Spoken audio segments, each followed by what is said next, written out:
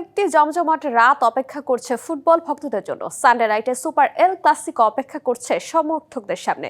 গেল মৌসুমে Spanish super কাপে বার্সেলোনার কাছে হেরেই শিরোপা হাতছাড়া হয় রিয়ালের।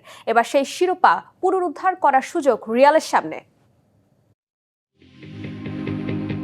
রিয়াল মাদ্রিদ আর বার্সেলোনার ম্যাচ মানেই যেন ভিন্ন এক উত্তেজনা। মাঠ থেকে মাঠের বাইরে এর উত্তাপ ছড়ায় সমর্থকদের মাঝে। দুভাগে ভাগ হয়ে যান সমর্থকেরা, চলে নানা হিসেব নিকেশ। যদিও এর মাঝেই নিজ নিজ দলকে এগিয়ে রাখেন ফুটবল ভক্তরা।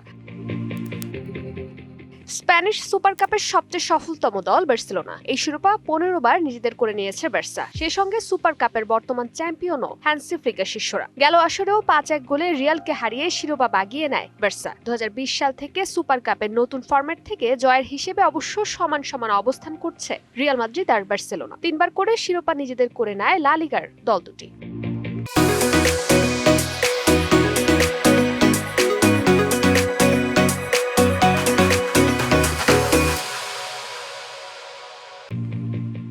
এদিকে গেল মৌসুমটা মোটেও ভালো কাটায়নি রিয়াল। বার্সেলোনার বিপক্ষে 4 বার পরাজিত হয় রিয়াল মাদ্রিদ, যার একটি স্প্যানিশ সুপার কাপের ফাইনালে। এবার শিরোপা পুনরুদ্ধার করার সুযোগ এসেছে শাবি আলোনসোর শিষ্যদের সামনে।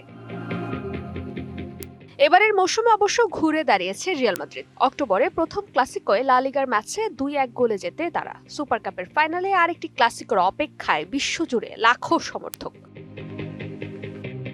ফারজানা জাহান প্রিয়া, ডিবিসি নিউজ ডেস্ক।